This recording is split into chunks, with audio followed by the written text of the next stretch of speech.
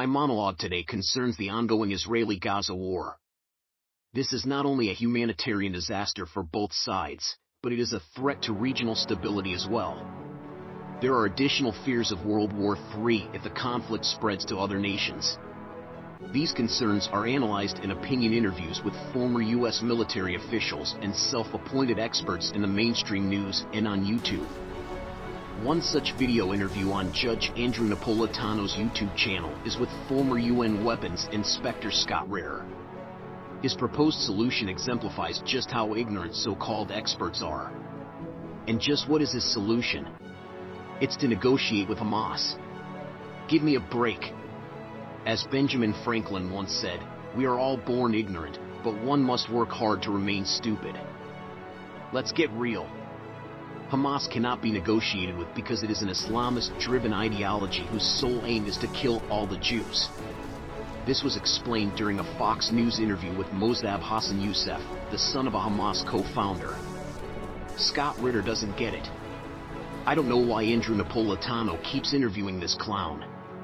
After all, to make peace, Israel had already allowed Hamas members to work in Israel to earn money and prosper.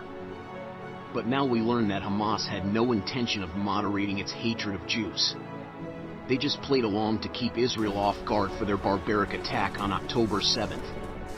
Does anyone seriously believe that a murderous organization will negotiate in good faith? It would be just another ruse. And what does Scott Ritter think would happen to Netanyahu if he tried to negotiate with Hamas? I can tell you what would happen. Netanyahu would be thrown out of office and the military would take control of the government. As a matter of fact, there are already efforts to remove Netanyahu from office for being warned of an attack and neglecting to protect the Israeli citizens. Setting aside that failure, everyone knows the Hamas charter calls for killing all Jews. That is their only goal. The Israeli government's only goal is to remove the ability of Hamas to wage war against Israel. That requires taking out the leaders, sealing the tunnels, and destroying all their military armaments. How this can be done without killing more civilians and creating more terrorists and more hatred seems impossible. The immediate problem is to prevent a widening war. Turkish President Recep Tayyip Erdogan has already said he would invade if Israel invaded Gaza. Iran is also warning Israel. We cannot dismiss this as mere saber-rattling. It would be prudent to de-escalate by allowing humanitarian aid to the besieged population. This would necessarily include restoring water, electricity, and internet services. The cut of these basic services did not affect the ability of Hamas to wage war against Israel. Hamas had already stockpiled water, food, medicine, and landline communications in the tunnels for their own use prior to their attack on October 7th. Recently, after intense pressure from the U.S., more humanitarian aid for the civilian population is currently entering Gaza, with water and electricity restored in some areas. Now the question is whether Israel will launch a full-scale ground invasion. And if so, will a ground invasion lead to World War III? No one knows for sure. We do know that Israel has nuclear weapons and will not hesitate to use them if Turkey or Iran threatens the existence of Israel. As for Israel's goal of eliminating the military capability of Hamas, this would take years to do without a full-scale invasion. Perhaps international pressure will force Israel to do limited incursions once again. In either scenario, the ideology of radical Islamism will not be eliminated. These barbarians want to kill all the Jews, after which they plan to kill all the Christians and other non-believers in the Islamic faith.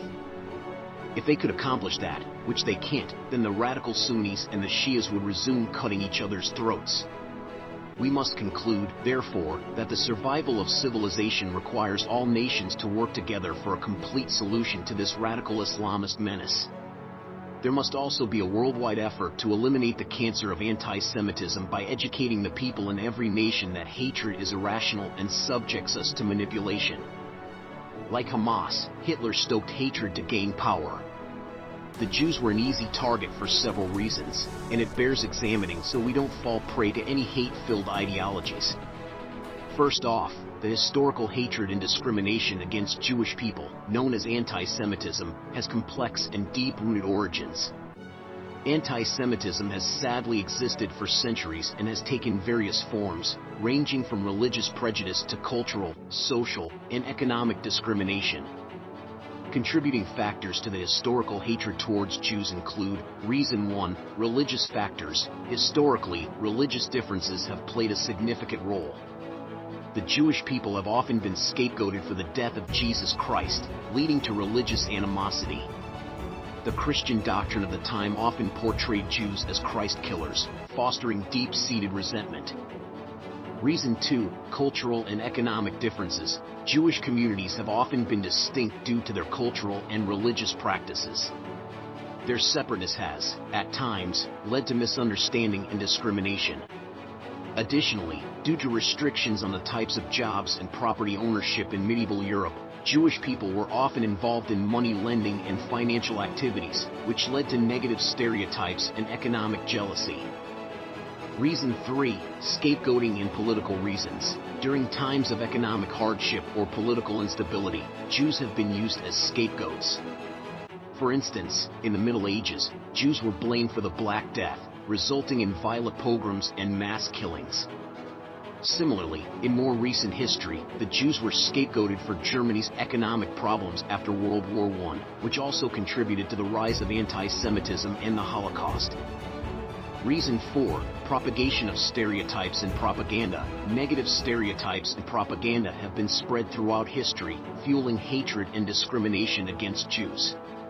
Such stereotypes have portrayed them as greedy, conspiratorial, and responsible for societal ills, further perpetuating anti-Semitic attitudes.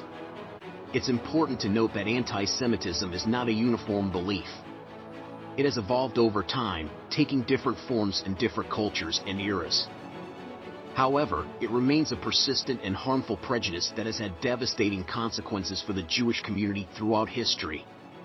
Efforts towards education, tolerance, and understanding are crucial in combating anti-Semitism and promoting harmony among all people regardless of their cultural or religious background.